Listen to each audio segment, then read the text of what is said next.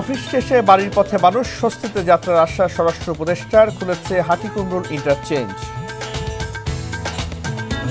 রাজধানী সহ সারা দেশে জমে উঠছে কোরবানির পশুর হাট, পর্যাপ্ত সরবরাহ। বাংলাদেশে পুশিন করা মানুষের অনেকেই ভারতীয়, রয়েছে জাতীয় সনদপত্র। আজও নেত্রকোনায় ৩২ জন পুশিন। ফরিদপুরের ভাঙ্গায় সড়ক দুর্ঘটনায় প্রাণ গেল ৫ জনের, মাদারীপুরে ৩ জনের বাড়িতে চলছে শোক।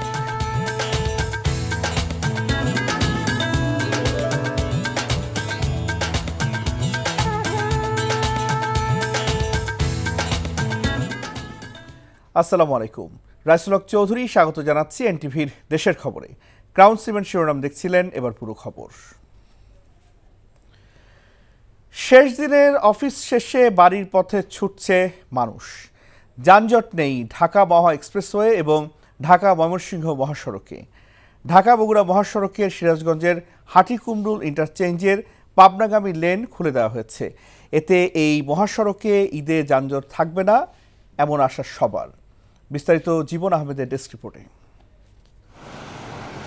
উত্তরাঞ্চলের প্রবেশদ্বার হিসেবে পরিচিত সিরাজগঞ্জের যমুনা সেতু ও সেতু পশ্চিম পাড়ের ২২ কিলোমিটার সংযোগ মহাসড়কের চিত্র এমন। মহাসড়কটি ৪ লেনে উন্নীত হওয়ায় যানজট নেই বললে চলে। এই বছর ঢাকা বগুড়া মহাসড়কের সিরাজগঞ্জের হাটিকুমরুল ইন্টারচেঞ্জের পাবনাগামী লেন খুলে দেওয়া হয়েছে। এতে স্বস্তিতে এ রুটে যাতায়াতকারীরা। যমুনা সেতু কর্তৃপক্ষের তথ্য মতে ২২ কিলোমিটার এই মহাসড়কে প্রতিদিন চলাচল করে ২০ থেকে ২২ হাজার যানবাহন। ঈদ মৌসুমে যান চলাচল বেড়ে দাঁড়ায় প্রতিদিন ৪৮ থেকে ৫০ হাজার। মহাসড়ক ২ লাইন থেকে এবার ৪ লাইন করা হয়েছে। কোনো যানজটের কোনো আশঙ্কা নাই, কিন্তু খুব সুন্দরভাবে মানুষ যাতায়াত করতে পারবে। 4 লেন রাস্তা হয়েছে, এই জন্য যাত্রীদের যাতায়াত সুবিধা আরও ভালো হবে। এখন আগের মতো যানজট হয় না। এখন ঈদে সামনে ঈদ আছে, এবার মানুষ ভালোভাবেই বাড়ি পৌঁছাইতে পারবে। উত্তরাঞ্চলের মানুষের ঈদ যাত্রা নির্বিঘ্ন করতে ঢাকা বগুড়া মহাসড়কের সিরাজগঞ্জের হাটিকুমরুল ইন্টারচেঞ্জের পাবনাগামী লেন খুলে দেওয়া হয়েছে। এবারের ঈদ নির্বিঘ্নে মানুষ চলাচল করবে, যেহেতু এবারের পশুর হাটের বিষয় আছে, পশু চলাচলের বিষয় আছে, আশা করা যায় এবারে কোনো সমস্যা হবে না। হাইওয়ে পুলিশ বলছে সড়কে যাতে কোনো বিশৃঙ্খলা তৈরি না হয় সেজন্য তারা কাজ করছে। চুরি ডাকাতি ছিনতাই রোধকল্পে আমরা রাত্রিকালীন টহল ডিউটির সংখ্যা বাড়ানো হচ্ছে। এছাড়াও গরুবাহী যেসব গরুর বাজার আছে এগুলোতে আমাদের বাড়তি নজর দেওয়া আছে। এদিকে গাজীপুরে ঢাকা ময়মনসিংহ ও ঢাকা টাঙ্গাইল মহাসড়কে ঈদে ঘরমুখী মানুষের চাপ বেড়েছে, তবে নেই কোনো যানজট।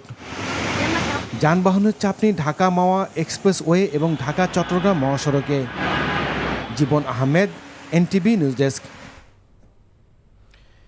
এদিকে বাস, ট্রেন ও লঞ্চে ঈদযাত্রা নিরাপদ করতে সব ধরনের ব্যবস্থা নেওয়া হয়েছে বলে জানিয়েছেন স্বরাষ্ট্র উপদেষ্টা জাহাঙ্গীর আলম। দুপুরে কমলাপুর রেল স্টেশনে ট্রেন যাত্রা পরিদর্শনে গিয়ে তিনি কথা বলেন। ঝুঁকি নিয়ে ট্রেন কিংবা বাসের ছাদে ভ্রমণ না করার অনুরোধ জানান তিনি। এ সময় যাত্রীদের সঙ্গে কুশল বিনিময় করেন স্বরাষ্ট্র উপদেষ্টা। বলেন, নির্ধারিত সময়ে ট্রেনগুলো ছেড়ে যাচ্ছে। কোরবানির পশুবাহী ট্রাকগুলো নির্ধারিত হাটের বাইরে জোর করে অন্য হাটে নেওয়ার চেষ্টা করলে আইনগত ব্যবস্থা নেওয়া হবে জানিয়ে তিনি বলেন, হাট কেন্দ্রিক নিরাপত্তা ব্যবস্থা জোরদার করা হয়েছে। এ সময় আইনশৃঙ্খলা রক্ষাকারী বাহিনীকে সহযোগিতা করারও অনুরোধ জানান তিনি।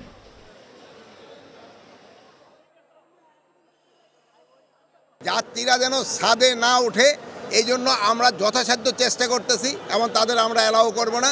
আপনারাও লোকজনরা একটু সচেতন করবেন যেন লোকজনে ছাদে না ওঠে। আমরা প্রতিটা ট্রাকের ভিতরে বলে দিছি তারা কোন বাজারে যেতে চায় বা কোন হাটে যেতে চায় ওইটা লেখা রাখবে। এর আগে যদি কেউ কোনো স্থান বা কেউ যদি কোথাও কোনো থামায়, এর বিরুদ্ধে আইনানুগ ব্যবস্থা নেওয়া হবে।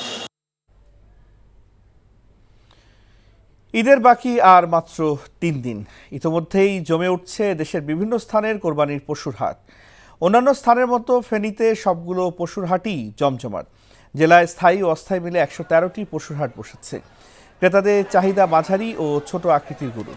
দূর দূরান্ত থেকে ব্যাপারীরা আসছেন হাটে গরু কিনতে, তবে দাম নিয়ে রয়েছে পাল্টাপাল্টি অভিযোগ। এদিকে ব্রাহ্মণবাড়িয়া এবছর ১২১টি স্থানে পশুর হাট বসেছে। গরু মহিষের পাশাপাশি হাটে পাওয়া যাচ্ছে ছাগল ও ভেড়া। বৈরী আবহাওয়ার কারণে ব্রাহ্মণবাড়িয়ার হাটে ক্রেতা কম, তবে ফরিদপুরে পশুর হাটে ক্রেতাদের ভিড় বাড়ছে। এই হাটে অপেক্ষাকৃত ছোট ও মাঝারি গরু এবং ছাগলের চাহিদা বেশি।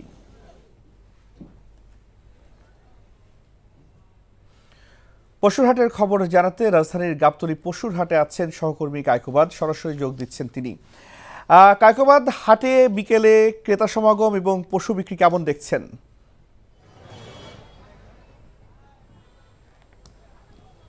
গাবতলী হাটে আমি আছি এই মুহূর্তে, আর এখানে কিন্তু এখন পর্যন্ত কিন্তু আশানুরূপ ক্রেতা সমাগম কিন্তু হয়নি, বিক্রেতারা যেটি বলছেন। আর আগামীকাল থেকে যেহেতু ঈদের ছুটি শুরু হচ্ছে, তারা আশা করছেন যে আজকে সন্ধ্যা থেকে, অর্থাৎ বেলা গড়ালে সময় যত গড়াবে, আজকে কিন্তু তারা আশা করছেন যে ক্রেতা সমাগম হবে।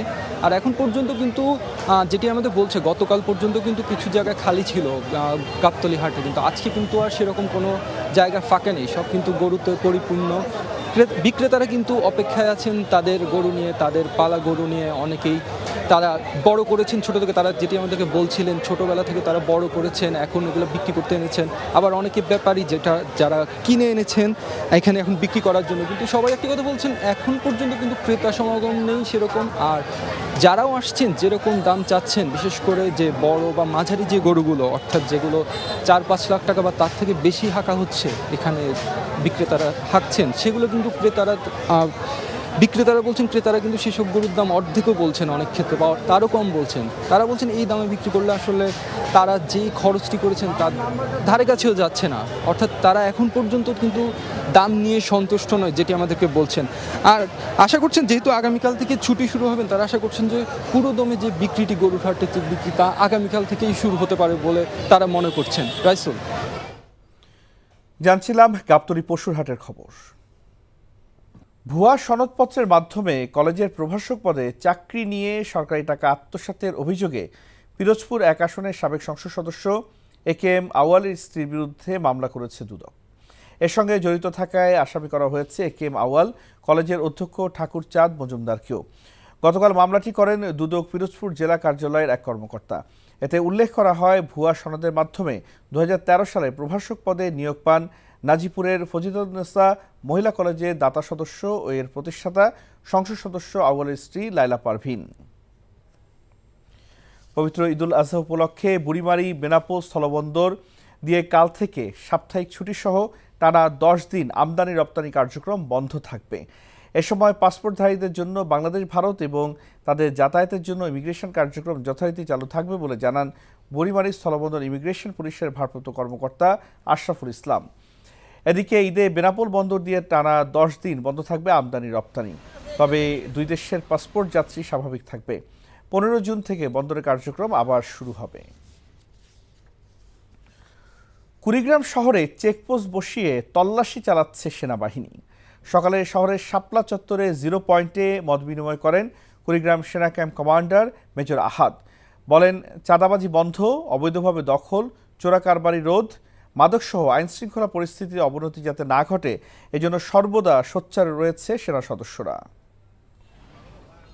বগুড়ায় শহীদ রাষ্ট্রপতি জিয়াউর রহমানের শাহাদাত বার্ষিকী উপলক্ষে এতিম ও অসহায় মানুষের মাঝে খাবার বিতরণ করেছে বিএনপি। দুপুরে গাবতলীতে জিয়াউর রহমানের বাড়িতে এতিম ও অসহায় মানুষের মাঝে খাবার বিতরণ করেন বিএনপি চেয়ারপারসনের উপদেষ্টা হেলালুজ্জামান তালুকদার লালু। এ সময় জিয়াউর রহমানের রুহের মাগফিরাত ও জিয়া পরিবারের সদস্যদের দীর্ঘায়ু কামনা করে দোয়া অনুষ্ঠিত হয়। অনুষ্ঠানে বিএনপির বিভিন্ন পর্যায়ের নেতাকর্মী উপস্থিত ছিলেন। মোংলা নদী ভাঙ্গন রোধ ও টেকসই বেড়ি বাঁধ নির্মাণের দাবিতে মানববন্ধন করেছে এলাকাবাসী। সকালে বাগেরহাটের রামপাল উপজেলার রমজাইপুর এলাকায় আন্তর্জাতিক চ্যানেলের রমজাইপুর থেকে পুরাবুনিয়া পর্যন্ত 4 কিলোমিটার এলাকায় নদী ভাঙ্গনে অর্ধশতাধিক ঘরবাড়ি ও রাস্তাঘাট নদীতে বিলীন হয়ে গেছে। এখন ভাঙ্গনের মুখে রয়েছে আরও শতাধিক ঘরবাড়ি। এই ভাঙ্গন রোধে ও টেকসই বেড়িবাঁধ নির্মাণের দাবিতে এলাকাবাসী মানববন্ধন করেন। হবিগঞ্জ লাখাই আঞ্চলিক মহাসড়ক প্রশস্তকরণ কাজ দ্রুত শুরুর দাবিতে মানববন্ধন করেছে ক্ষুব্ধ এলাকাবাসী।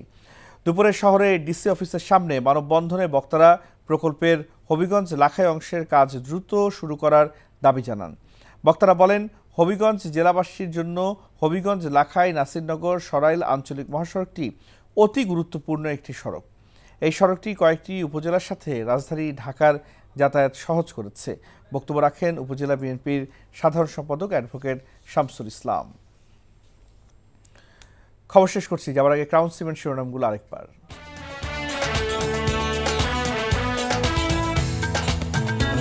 অফিস শেষে বাড়ির পথে মানুষ, স্বস্তিতে যাত্রার আশ্বাস স্বরাষ্ট্র উপদেষ্টার। খুলেছে হাটিকুণ্ডল ইন্টারচেঞ্জ।